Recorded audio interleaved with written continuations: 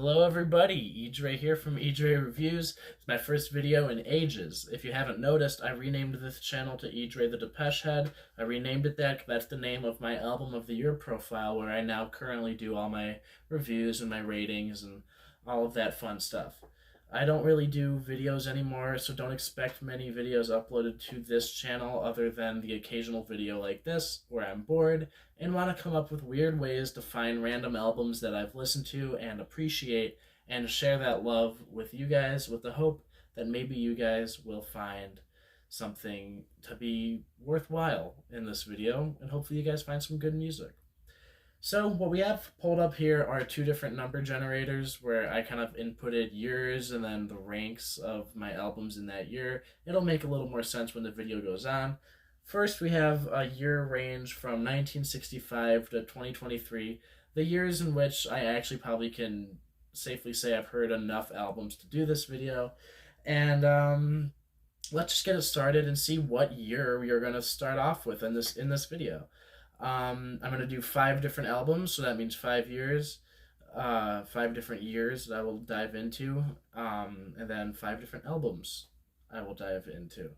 So let's start off with 1991, and the rank, I guess 4.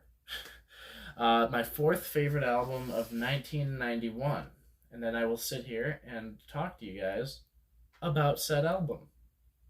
My 4th favorite album of 1991, and the first album I will be talking about in this video, is My Bloody Valentine Loveless, which you see I rated an 86 out of a 100, which is a very, very positive score. What are my thoughts on this album, generally speaking, compared to other shoegaze albums and other My Bloody Valentine records? I think it's definitely their best record, and I think it is one of the best shoegaze albums really ever recorded. It has such a noisy, overbearing quality to it, and yet you don't get totally lost in it to the point where you lose the melody and the beautiful harmonies and just the genuine performance throughout the project.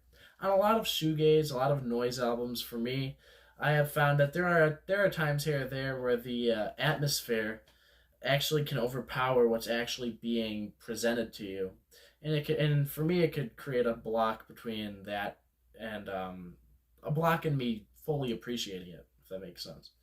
I don't really have that issue though with Loveless. Loveless truly is a great and very well put together album that to me is one of shoegaze's greatest and one of their greatest albums.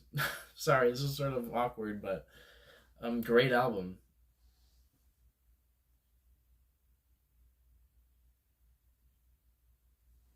All right, the second album, but we are going to be talking about in this video.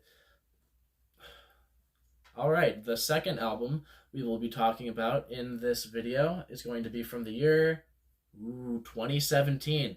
We are getting close to modern day, and we are going to be talking about my second favorite album of 2017. Let's figure out what that album is. And my second favorite album of 2017, and the second album we will be talking about in this video, is The National, Sleep Well Beast, which you see I rated an 89. I love this album. I think it is The National's last great album they've put out. I really think the 2 albums that have followed it have been pretty big declines in quality. I think The National really have sort of mellowed out to the point of, I don't want to say no return, but to the point where the mellowness that they were once loved for is now why people are having issues with their latest albums. However, that's not what we're here to talk about. We're here to talk about Sleep Well Beast, an album that was my introduction to The National and still remains one of my favorite albums the group has put out to this day. It has a very dark and very brooding overtone to the entire project, darker than the group's previous one, and even darker than High Violet, in my opinion. It just has a very, like I said, brooding quality to it that I like to hear from The National. It's unfortunate that they haven't come out with a record since this that I think is up to par with Sleep Well Beast, But for the time being, I think we could sit here and enjoy the fact that this is their most recent great album they've been able to offer us. I think the National, generally speaking, is a very good band, and great catalog. My personal favorite is High Violet. I think the chamber sounds that they explored on there and added to the sound, which they had already been solidifying their own sound by Boxer. I think High Violet just took it to another level.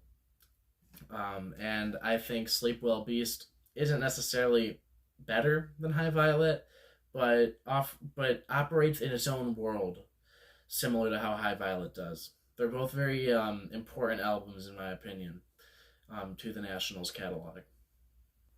All right, and the third album we are going to be talking about is from the year 1980. We're really dialing it back now, and it's going to be my number one, my number one album of 1980, which off the top of my head, I'm pretty sure I know what it is. And oh my gosh, my top album of 1980 is a really tough pick because it's a tie between two 10 out of 10, 100 out of 100 albums. It's between, and they're both goth too. It's between Bauhaus and the Flat Field and The Cure's 17 Seconds. Which one do I want to talk about? Which one am I currently feeling a little more? Because they're staring at me right here, I think I'm actually going to talk about The Cure today. I could have gone Bauhaus because on a good day it's the better album, but it's The Cure today. Yeah, 17 Seconds to me is a perfect album and by far one of The Cure's greatest works. Actually, let me scratch that. In my opinion, it is my favorite, and I think their greatest work. Now, that might be an unpopular opinion to most when you have albums like Disintegration, Head on the Door, Kiss Me, Pornography, you name it. They have endless amount of classics in their catalog. I mean, pick one. You can't really choose a wrong one. But for me, the cold wave, very chilling sounds of 17 Seconds just draw me in more often than any other Cure project. I think its track list is full of some of the group's most interesting and less accessible works. You know, when I really look into the album's track list, not only are there songs that I view as very signature songs to their style and to what I view The Cure as a band as being. Songs like A Forest, I think, are definitive for the band's career, but even a song like M, Play For It Today, for example, are some of the group's most iconic songs, in my eyes at least. You can't really go wrong with this album when you're putting it up against, say, their debut, or even Faith, which some people I've noticed on Album of the Year have come to rate higher than 17 Seconds. And I think part of that is because it kind of dives a little deeper, more into the unknown. It dives deeper into the less accessible side of their sound. But 17 Seconds, in my opinion, checks all of those boxes plus more, plus a more memorable track list, and just I think one of the most chilling albums I've ever heard. And it's the perfect album to listen to at nighttime in the winter. It's I think one of the crowning jewels in goth music, to put it plainly. All right, so the fourth album we will be talking about is from 2017.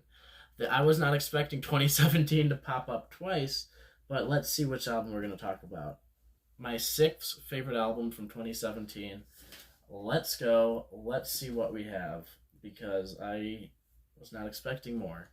Yeah, my sixth favorite album of 2017 is Jay-Z's 444. It's a big change up in terms of genre on this list, and while I might not listen to hip hop as often as I did a few years ago, this is one of Jay-Z's greatest albums and his latest album, and definitely one of the best in his catalog. One of the most mature and introspective albums the rapper had ever released, and it really, I think, shows how even when you get older in the hip hop world and you might not be as relevant as you once were, if you really focused the if you shift the focus inwards and less towards the overall hip hop community, you end up with an album that, in my opinion, is just more close to the heart, more touching, and pleases the fans much more than, say, an album like Magna Carta or Holy Grail did. An album that I actually do enjoy, I think is one of Jay Z's better later era albums, but I get why people have issues with the braggadocious nature of that project. Overall, 444 is much more slimmed down, to the point, and just a good classic hip hop album of Jay Z rapping about very touching personal topics. So, well, before all else, let's go to our last album.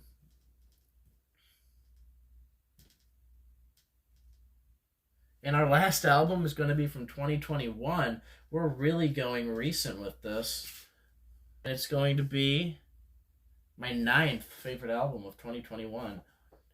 Yeah, The Armed. I'm gonna try to make this quick because my camera roll's about to run out of battery or run out of space. The Armed, great noise rock outfit. As you see, I rated it in 83. They're a great band, and this album, despite its deceiving album art, which looks like it's from a pop album, was one of the most loud and ear bleeding albums I heard in 2021. I remember when this thing came out, putting it on, expecting a nice, peaceful album, and getting hit in the face with a wall of sound. It was a truly unforgettable experience, and still sticks in my memory to this day. One of the most invigorating and captivating and energetic albums you will hear in the past few years, and one that is surely to keep you off your feet for its entire runtime, in my opinion. So yeah, I'm probably not going to upload much to this channel, but when I do, it's going to be when I'm bored, lazy, and want an excuse to talk about music. So yeah, everybody follow my album of the year page. It's pretty cool. I like it. See ya.